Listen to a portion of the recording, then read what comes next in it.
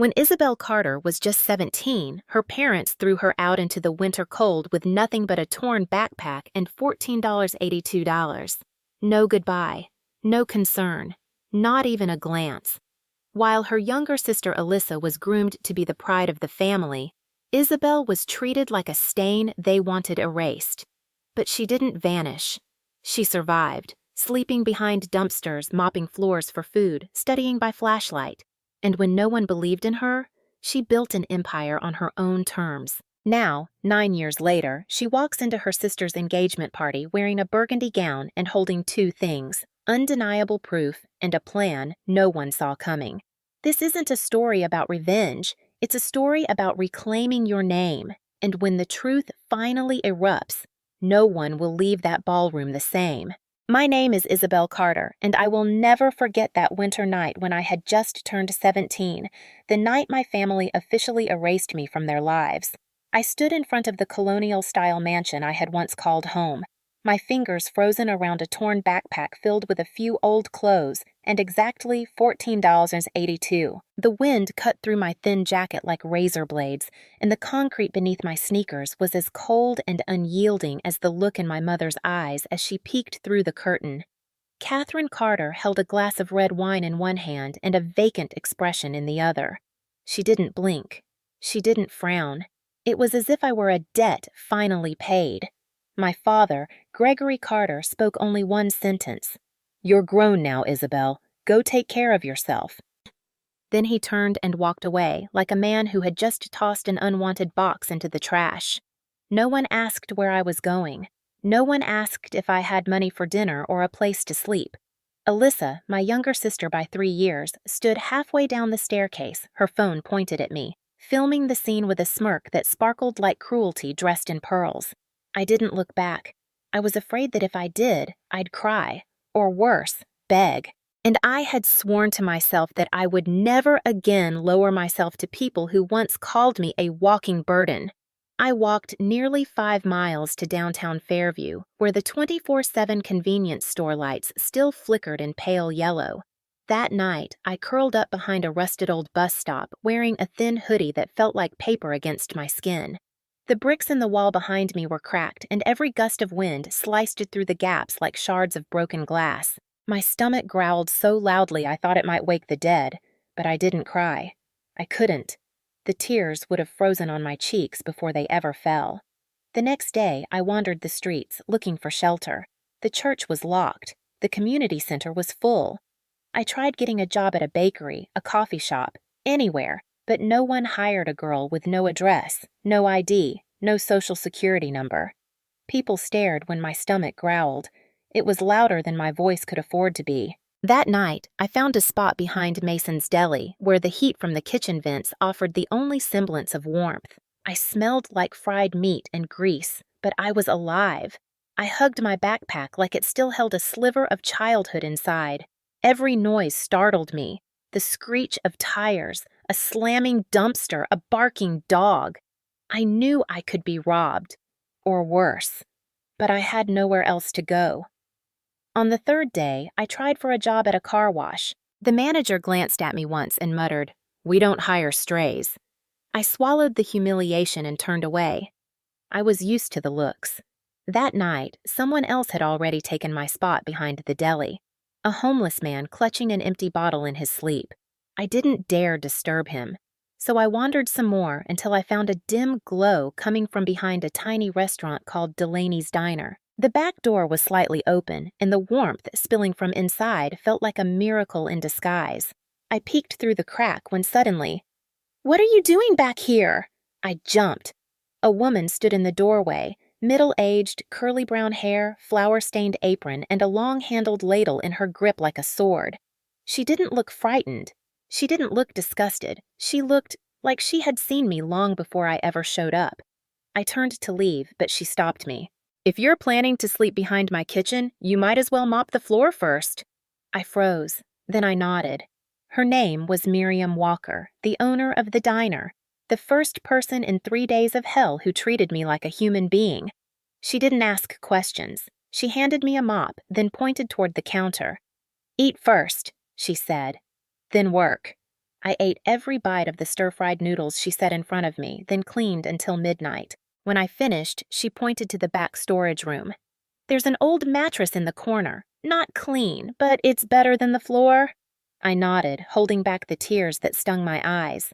For the first time in 3 days, I had a hot meal, a place to sleep without rats, a place where no one was filming me like a joke. I didn't know if anyone would come looking for me, but for the first time, I felt a sliver of something I hadn't dared to feel since the night they threw me out. Hope. I stepped into the back kitchen of Delaney's diner, where warm yellow light bathed old cast-iron pans, and the air was filled with the scent of garlic, soy sauce, and something that reminded me of home, if I'd ever had one. Miriam Walker, the woman with the flour-covered apron and steady hands, didn't ask where I came from. She didn't press me for answers. She just handed me a mop and pointed to the scuffed tile floor. "Clean it right, then you can eat." There was no pity in her voice, but there was no judgment either, and in that moment, that was more kindness than I'd received in years. On the counter was a steaming tray of stir-fried chicken and noodles. I devoured it like it was the first meal I'd tasted in months. And maybe it was, the first meal made with care, served without suspicion, and eaten in the presence of someone who didn't look through me. After I'd cleaned the floors, scoured grease from pots, and hauled empty boxes to the dumpster, it was close to midnight. Miriam tossed a thumb toward the back storage room. "There's an old mattress in the corner. Not clean, but it's better than concrete." I didn't speak. I couldn't. I just nodded, throat tight, and stepped inside. The mattress was stained and lumpy, shoved into the corner behind cases of tomato sauce and dusty canned peaches, but it felt like a throne. I curled up on it, still in my hoodie, hugging my tattered backpack like a teddy bear. Outside, I could still hear the occasional car passing by, but for the first time in 3 nights, I wasn't flinching at every sound. No rats, no broken glass, no wind biting through brick, just the hum of a fridge and the soft creak of a woman still moving behind the kitchen walls. That night, I didn't cry, but I came close. The next morning, I woke to the clatter of pots and the smell of bacon so rich it made my stomach growl instantly. My body ached, but it was the kind of ache that reminded you, you're still here. "What are you still lying there for?" Miriam barked. "Mop the floor. Eat later." I jumped up, nearly tripping on the blanket she must have tossed over me during the night. She tossed a mop my way and turned back to the grill without waiting for a response. I cleaned, scrubbed, lifted, carried. Dishes, trash, crates of soda bottles. I worked like I was repaying a debt I owed the world, and maybe I was. Or maybe I was just trying to prove to someone, anyone, that I still had value. After 3 days, Miriam handed me a faded green uniform shirt and a cracked plastic name tag.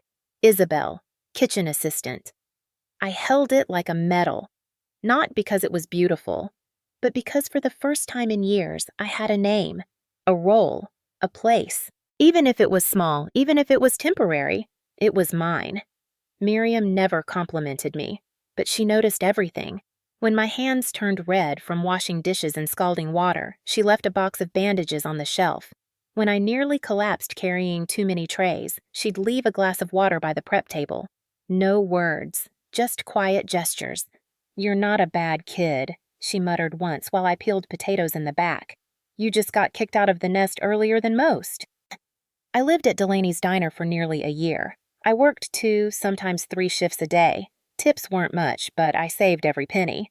I quit smoking, gave up candy, gave up sleep too, just to enroll in night classes for my GED. I studied in the storage room after my shift, borrowed books from the library. Sometimes I fell asleep at the table, pen still in hand. But whenever I remembered the look in my mother's eyes the day she called me a burden, I gripped that pen tighter. And when I turned 18, I passed the GED. Miriam didn't hug me. She didn't clap. She just placed a tiny cupcake with a single candle on the counter and said, "Congrats! Now it starts." That night, I cried for the first time in a long time. Not from pain, but because I finally felt alive. When I got my acceptance letter from Central Oregon Community College, I let out a scream right there in the storage room behind the diner. It wasn't just paper and ink. It was a lifeline, a door, proof that I wasn't a lost cause, that I didn't have to spend my entire life washing dishes behind someone else's dream. I didn't say anything to Miriam. I just left the letter next to her coffee mug the next morning. When she came in, she looked at it without a word, then handed me a small ring of keys. "The room upstairs is empty. You can't keep studying in a storeroom." I blinked. That was Miriam's way of saying she was proud.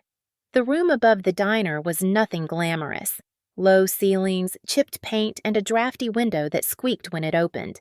But it was mine, my first space that didn't smell like fryer oil or mold. I bought a second-hand desk, taped up motivational quotes on the wall, and stacked library books next to my pillow.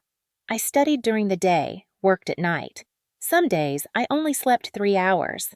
There were nights I threw up in the bathroom sink from exhaustion, then wiped my mouth, tied my apron, and went right back to bussing tables. But I didn't stop. I couldn't.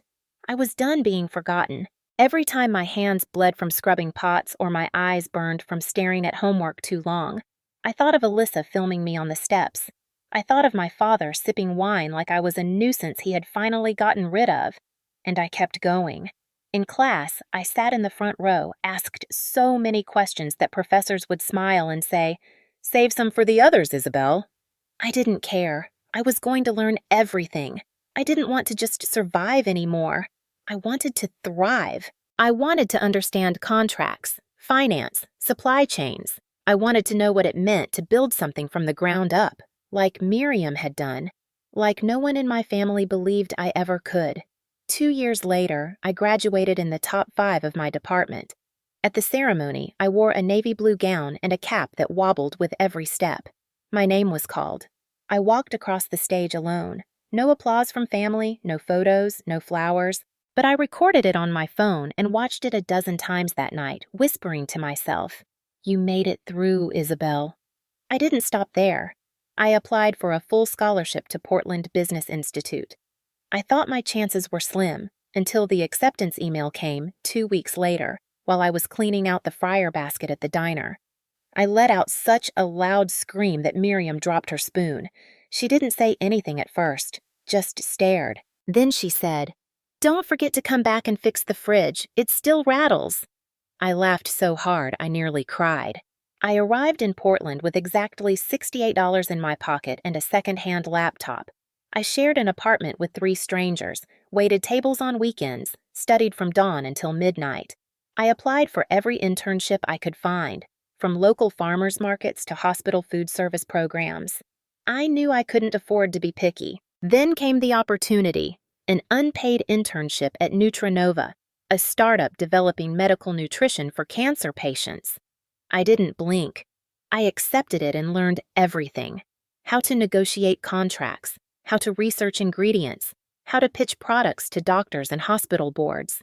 I took notes in every meeting, shadowed warehouse staff, sat in on supplier calls, asked so many questions that one manager told me, "You're either going to run this place someday or drive everyone crazy." 2 years later, I graduated near the top of my class, but more importantly, I had an idea, a vision I'd been nurturing in the quiet corners of my heart, a nutrition brand for people with special needs, cardiac patients, diabetics, post-op recovery.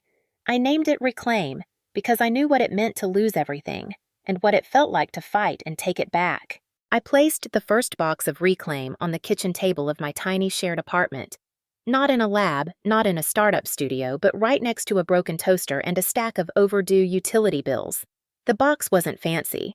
It was printed with a basic silver logo I'd designed myself, Reclaim in bold italics, with a small slogan underneath, "Take back your strength."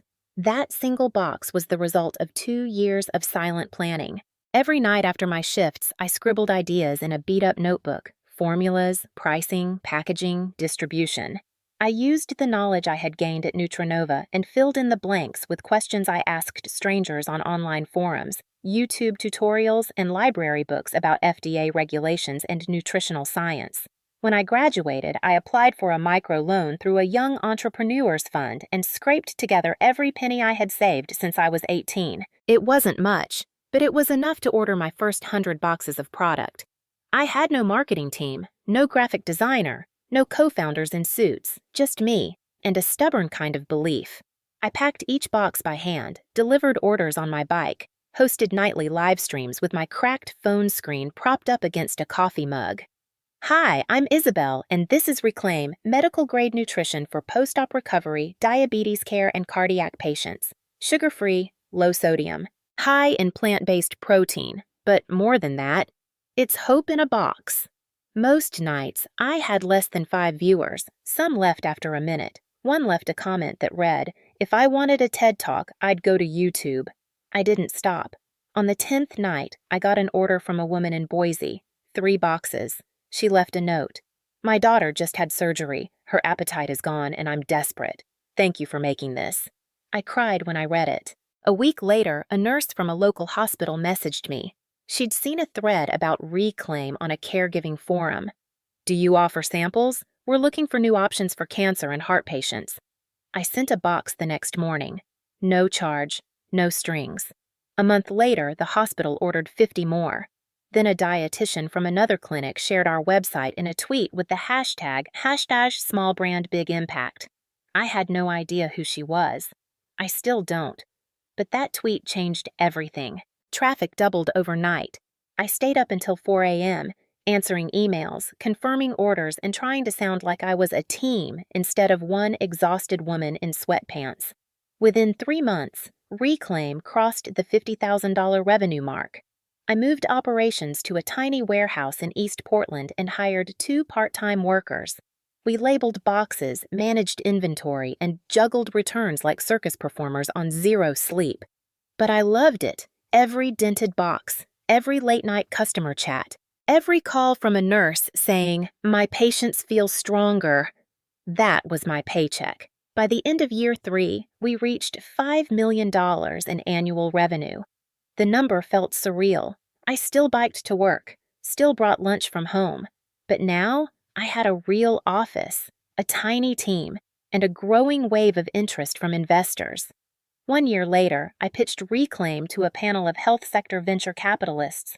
I didn't wear a blazer. I didn't talk about disrupting markets.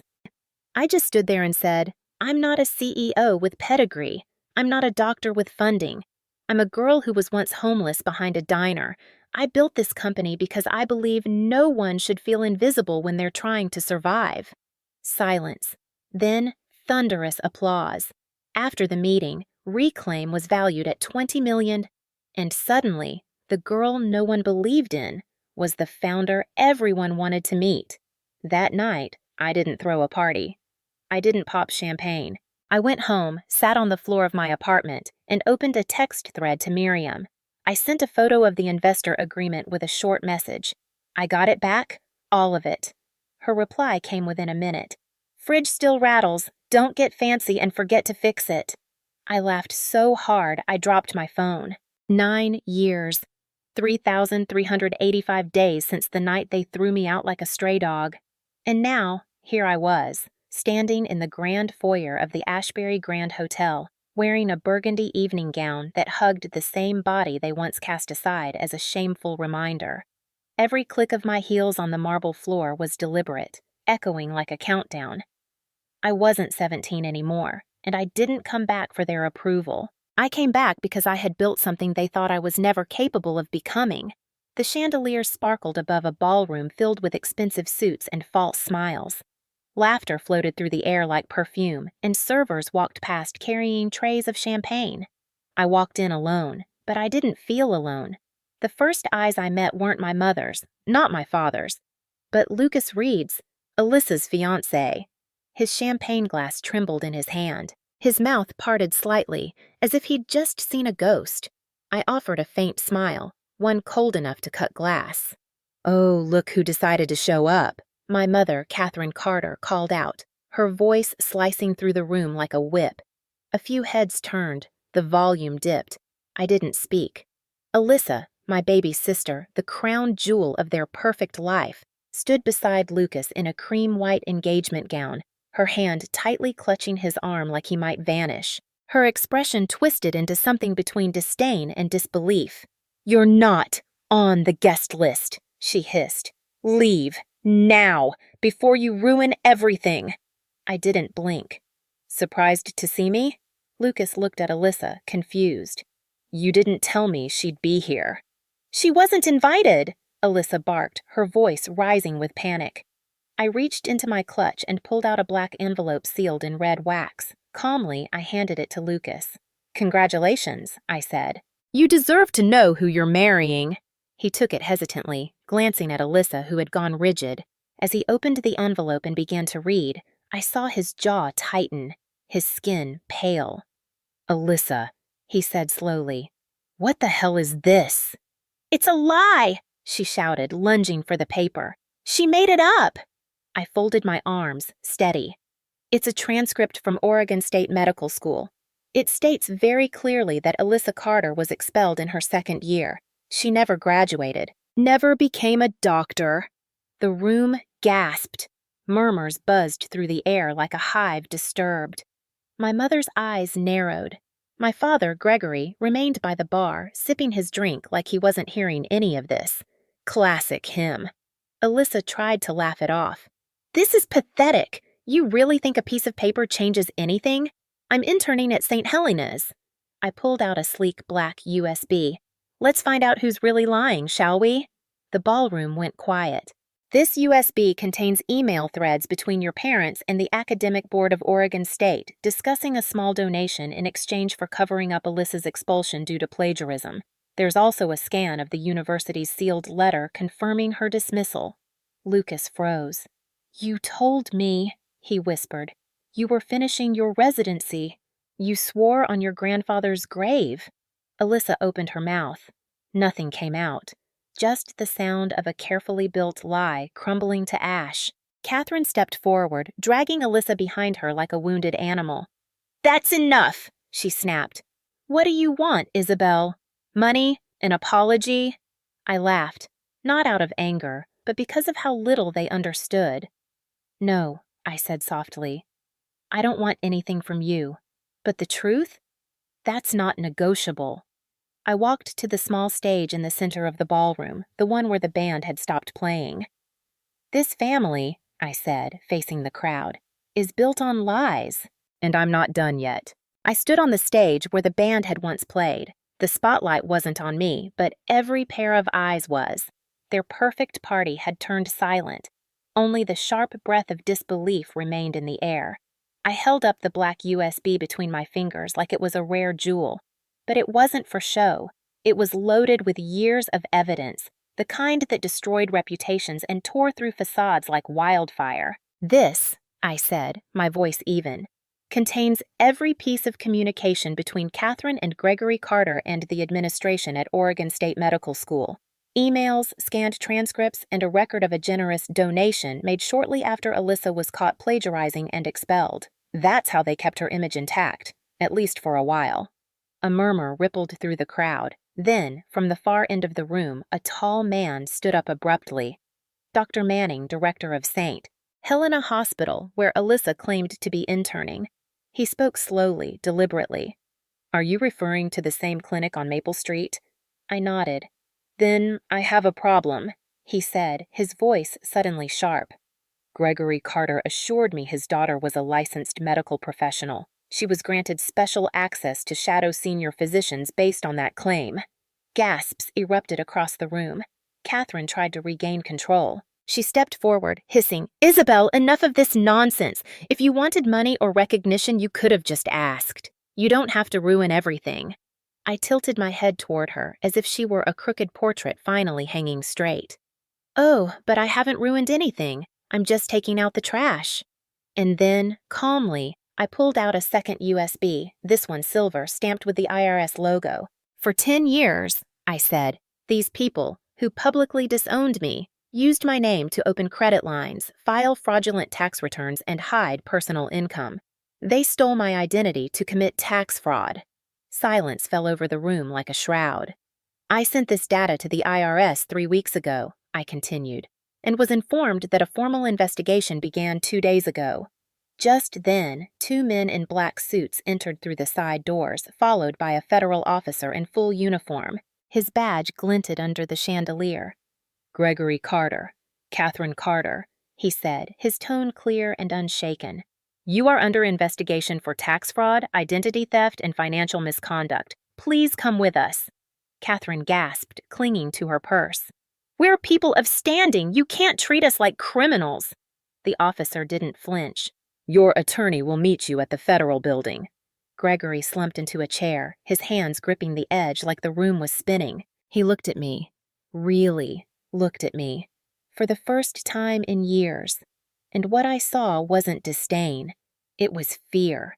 Not the fear of a daughter returned, but of a lifetime of lies unraveling, and no longer being able to stop it. No one defended them. Not their friends, not their guests. Not even the staff. Alyssa, meanwhile, had collapsed onto the floor, her once glamorous gown rumpled and stained with tears and spilled wine. Her mascara streaked down her face like melting paint. She whispered hoarsely, "I didn't know it would go this far. I didn't mean for this to happen." I crouched beside her, not out of sympathy, but so she could hear me clearly. "You didn't mean to?" I echoed, my voice steady. "You watched me get thrown out. You filmed it. You laughed." She sobbed. "I'm sorry. I'll do anything. Please, forgive me." I met her eyes, once proud, now terrified. "Forgiveness?" I said quietly. "That's not something you get to ask for, and it's not something I owe you." Then I stood and turned away. As I stepped off the stage, the whispers returned, louder now, filled with awe, disbelief, and even admiration. I didn't look back, not at the parents who abandoned me, not at the sister who betrayed me, because I hadn't come to be welcomed. I came to bring the curtain down. I stepped out of the Ashbury Grand Hotel at exactly 10:12 p.m. The December wind bit at my skin, but it wasn't bitter like it was 9 years ago. The night I stood outside my parents' mansion with a torn backpack and no place to go. This time, I didn't shiver. I didn't flinch. I walked tall. Each step down those marble steps felt like crushing ashes under my heels, the ashes of the girl I used to be, the silence I once lived in, the shame they tried to brand me with. A black SUV pulled up to the curb. The window rolled down, and Ethan Brooks leaned toward me with a half smile, his voice calm as ever. "All done?" I slid into the passenger seat, resting my clutch on my lap. "Yes," I said, buckling in. "It's over." He didn't ask for details. He didn't need to. Ethan had been beside me for years, quietly watching me gather documents, organize files, sit in silence some nights while I decided whether I wanted justice or peace. He never pushed. He just waited until I could see the road clearly. He glanced at me, raising an eyebrow. "So what now? Want to celebrate? Smash something? Burn her wedding dress?" I laughed, and not that cold, sharp laugh I'd learned to use as armor. This one was real, warm, full, rising from deep in my chest like fresh air after years in a cave. "No," I said, "I want cake. A big slice of chocolate cake, with strawberries." Ethan grinned, as if that was the most predictable answer in the world. "You just brought down an empire built on lies," he said, "and now you want dessert?" "Yes," I replied, "because I didn't go through all of that for revenge. I did it to be free, and nothing says freedom like chocolate cake." We drove through the quiet streets of Portland. Street lamps glowed like faded stars. Jazz music drifted from a bar on the corner. A couple walked their dog across a crosswalk, bundled in matching scarves. We pulled up to Loretta's Bakery, still open late with its familiar neon sign. Open late, home of the midnight slice. Inside, Loretta James, the retired fine dining chef turned baker, sat knitting behind the counter. Her glasses slipped halfway down her nose. She squinted when I walked in. "Chocolate and strawberry girl back again, huh?" I smiled. "Tonight, I want 2 slices and a scoop of vanilla ice cream." Loretta raised an eyebrow. "Something happen?" Ethan answered for me. "She just detonated a social bomb at a high society engagement party." Loretta smirked. "So, double frosting then." We sat in my favorite booth, the one in the corner where the lights were soft and the music wrapped around you like a warm blanket. The cake arrived and I didn't wait. I took the first bite and closed my eyes. Sweet, dense, rich, but most of all, safe. "This is what freedom tastes like," I murmured. Ethan stirred his coffee. "I always imagined you'd take them down with more rage, like shouting, flipping tables, live streaming the drama." I dabbed the corner of my mouth with a napkin. I wanted to. Believe me, I rehearsed every confrontation in my head. But the deeper I got, the more I realized, anger doesn't set you free. It just chains you to them forever.